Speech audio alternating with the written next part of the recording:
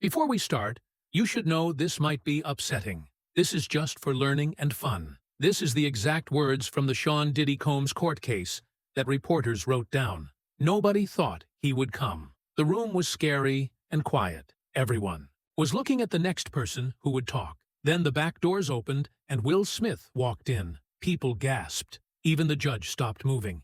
There was no warning, no written speech, just Will walking forward by himself. Until that moment, he had stayed quiet while his name was in the news. Court secrets and whispered sound recordings were said to be too scary to let people hear. But something had changed. Maybe it was the rumors. Maybe it was being hurt by people he used to trust. Maybe it was hearing that tape played in private rooms.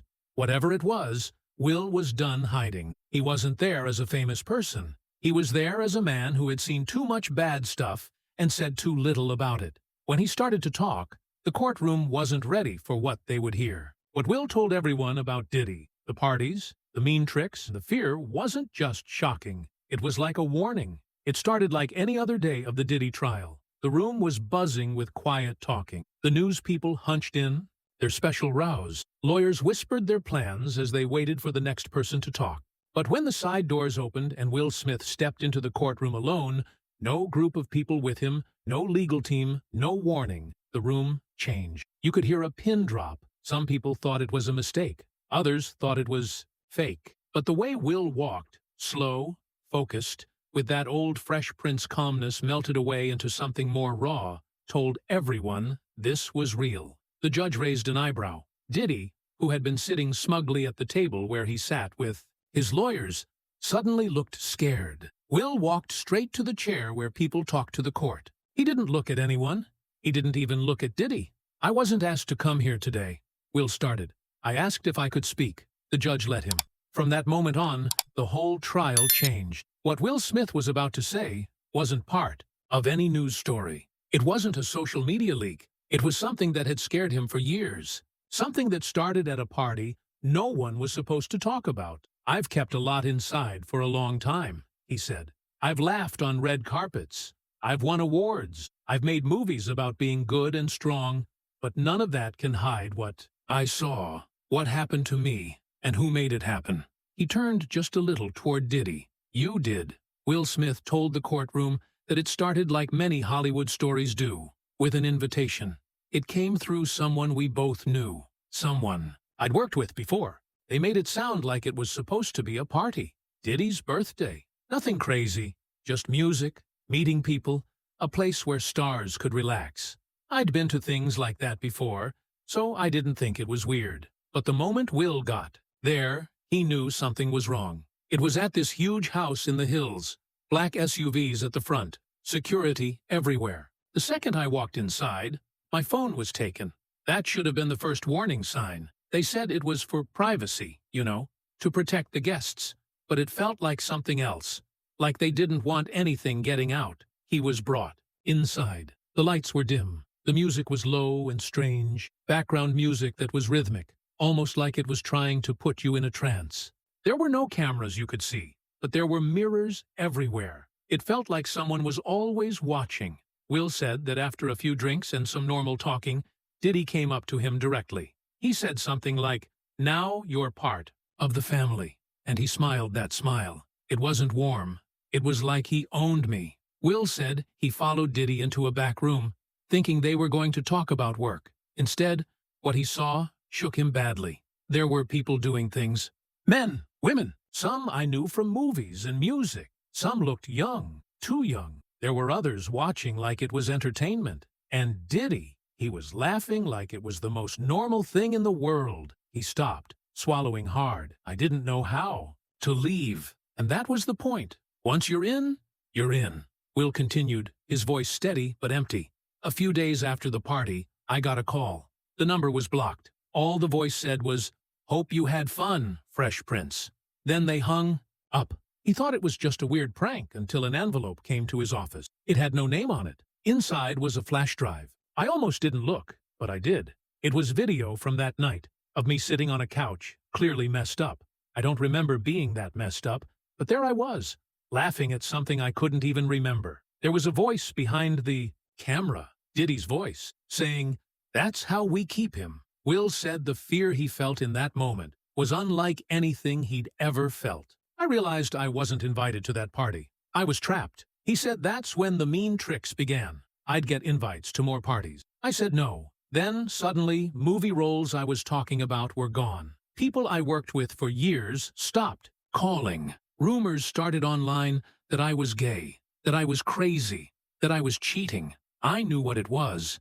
It was pressure. Diddy didn't need to say it. He just made it clear that staying quiet was the cost of peace.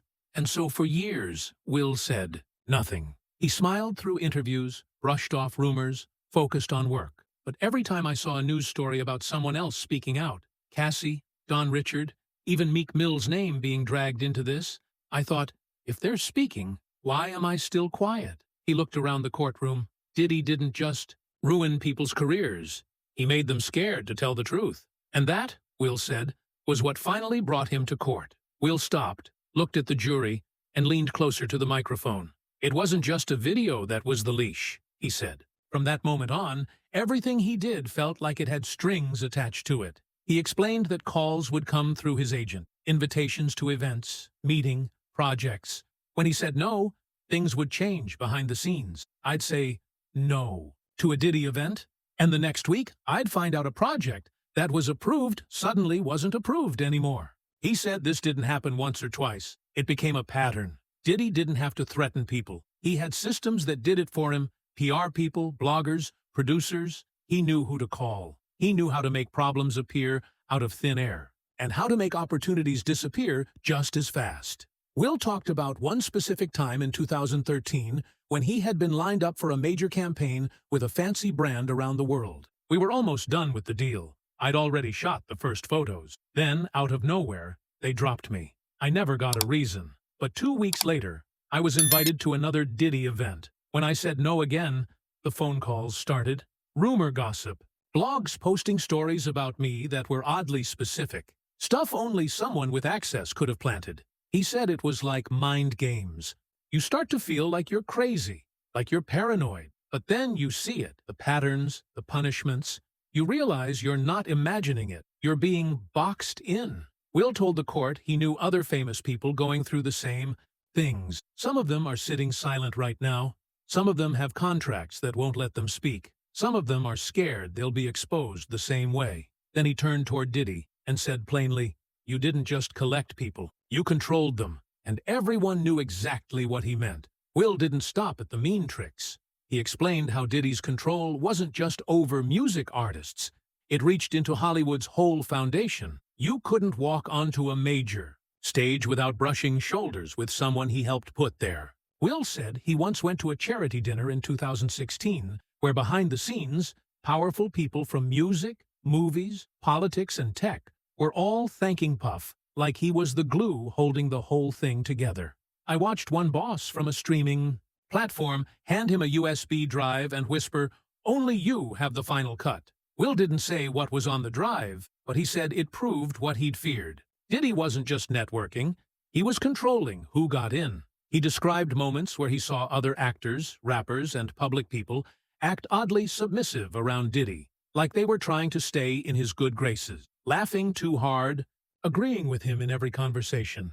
I realized a lot of people weren't his friends, they were his survivors. Will said one reason he stayed quiet so long was because he thought speaking out would blackball him forever. But then I realized I'd already been blackballed quietly. No official blacklist, just whispers, doubt, and doors closing. He said the only reason he stayed popular at all was because his audience, the public, wouldn't let him disappear. That's the part Puff didn't control, the people. He explained how over time he began to see things differently. He started looking at old footage again, photos from events, after parties, press meetings, realizing how often Diddy's influence was behind the scenes. He was always there, if not in person, then in power. And then, Will said, came the moment that changed everything. Will's voice dropped to a quieter, deeper tone. I stayed quiet for 20 years. I convinced myself it wasn't happening, or that it wasn't happening to me. But then the audio started to surface. He said the first time he heard about secret audio tapes being played in court, he didn't believe it. Then I got a call, not from the prosecution, not from a journalist, from someone I used to trust. They said, "Will, you're on one of those tapes. They played it yesterday. People are talking." He described feeling like the floor had dropped from under him. I didn't even know a tape like that existed, but once I accepted it might be real, everything else started to connect. Will said he stayed up all night replaying memories, the party, the blackout, the envelope, the blocked numbers. It was all a system, and I was one of the victims. He said the breaking point wasn't fear, it was shame. I realized that if I didn't speak now, my silence would become my legacy. And I couldn't live with that. My kids are going to see these headlines. My grandkids might see them. I had to speak. He told the court he called the prosecution team himself. I told them, "I'm ready. Whatever you need, whatever questions you have, I'll answer them." He looked at the jury. I wasn't just forced.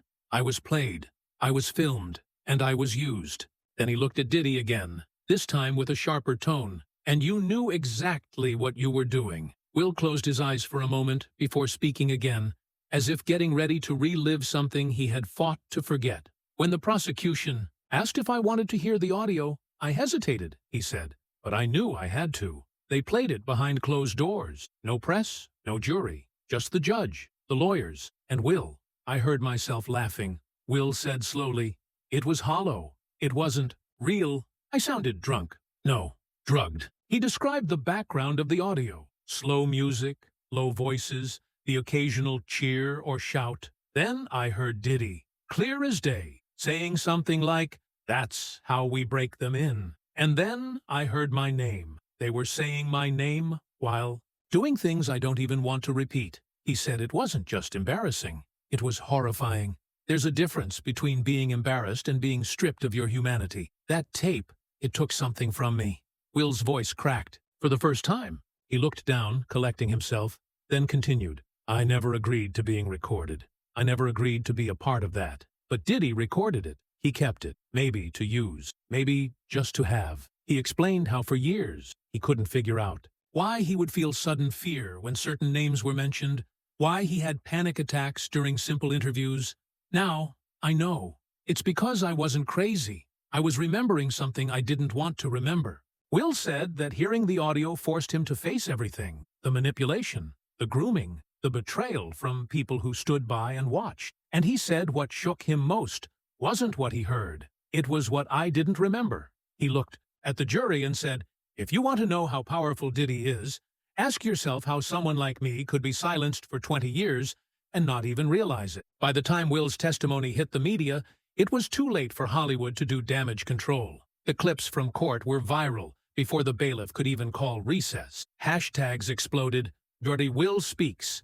Dirty freak off tape. Dirty Diddy files. And, for the first time, the public saw Will not as a polished A-lister, but as a survivor. Will said, I knew once I spoke, things would get ugly, but I didn't know how fast. He told how within 24 hours of testifying, he lost 2 pending brand deals. Another studio stopped promotion for a film he had already shot. But, he said, it didn't matter, because I'd already lost something more valuable years ago. My voice.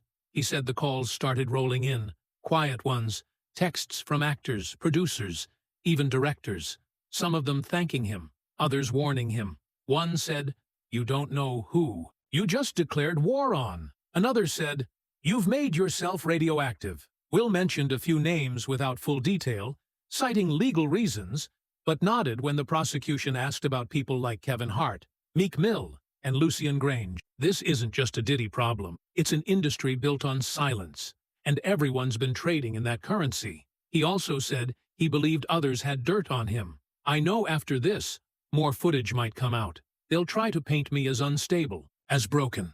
Let them. I'm not here to protect myself anymore. I'm here to protect the truth. He told the court he expected backlash, expected denials, and expected Diddy's legal team to claim he was making it all up. They'll say I'm bitter. They'll say I'm covering something. But I ask you this. If I was lying, why did I wait this long? Why now, when I have more to lose than ever? He ended that part of the testimony with a line that silenced the room. Sometimes the truth comes late, but it still hits like thunder. For his final statement, the judge allowed Will to speak directly to Diddy. He stood from the witness chair, walked a few feet closer, and looked him in the eye. "You built an empire out of manipulation," he began. "You called it success. You called it culture. You called it love. But all you built was fear." Diddy didn't respond. He sat there, not moving, his lawyer whispering in his ear. Will didn't blink. "I saw what you did to those girls. I saw what you did to me.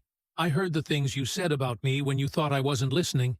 You broke people for sport." Then Will pulled something from his pocket, an old photo. "This was me in 2004, right before the first party. That's the man I used to be." He held it up to the court.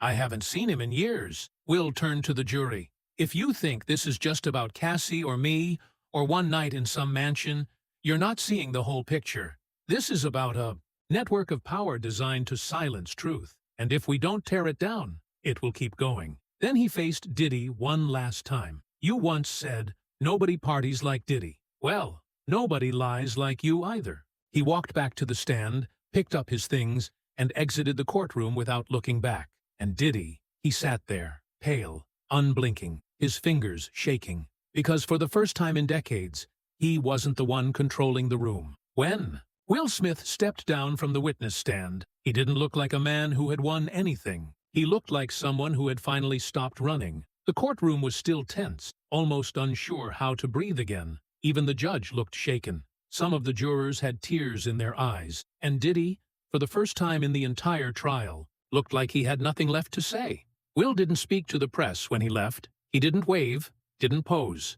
He walked out the front of the courthouse with his head held high, but his shoulders carried the weight of 20 years of trauma. When asked later by reporters if he felt relieved, he reportedly responded, "Relief isn't the right word. It's just finished." But outside the courtroom, the world was only beginning to react. Hollywood went into a quiet panic. Executives canceled meetings. Agencies paused deals. Directors and producers who had once celebrated Will Smith suddenly found their phones ringing with questions. The same people who once said he's family were now issuing boilerplate statements of deep concern and commitment to truth. Behind closed doors, crisis teams were activated. PR firms sent internal memos urging clients to distance publicly from any past associations with Mr. Combs. And while many tried to pretend they were shocked, the internet was already doing what it does best, resurfacing the receipts. Old clips of Diddy brushing shoulders with top-tier names. Parties where everyone looked too uncomfortable to be just partying. Interviews where guests danced around uncomfortable questions. Footage of Will years ago being interviewed and visibly recoiling when Diddy's name came up.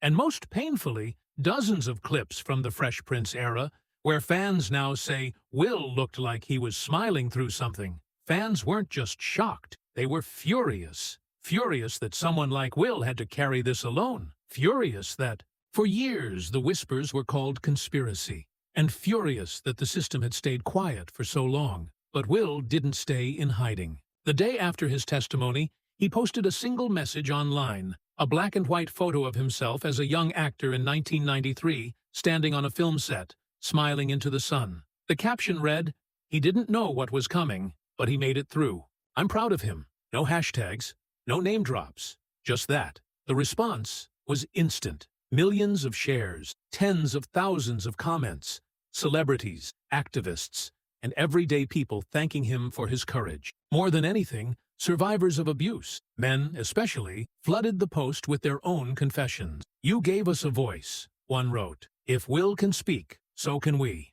Meanwhile, back inside the court, Diddy's team scrambled. Rumors swirled that more subpoenas were going out, not just to musicians and assistants, but to executives at labels, distribution companies, even media conglomerates. What Will's testimony had done wasn't just personal, it had cracked the dam. And now the flood was coming. Whispers said more tapes existed, not just audio, but visual footage, some of them featuring other public figures. The court sealed these for now, but according to insiders, if any of them leak, it would flip the industry upside down. And Will? He didn't return to work right away. He declined interviews. He canceled appearances. But he wasn't hiding. Insiders say he's been spending time with his kids, focused on rebuilding what matters. One friend told Variety anonymously, he's healing. Now, for the first time in years, he's not pretending. Before court adjourned that day, the the judge made a statement that caught even the media off guard. What we heard today was not just testimony. It was a reckoning. And this court acknowledges the courage it took to deliver it. The final shot of the day wasn't of Diddy. It wasn't even Will. It was of the jury, sitting motionless, processing everything they just heard. And in that silence, one thing was clear. The era of silence was over.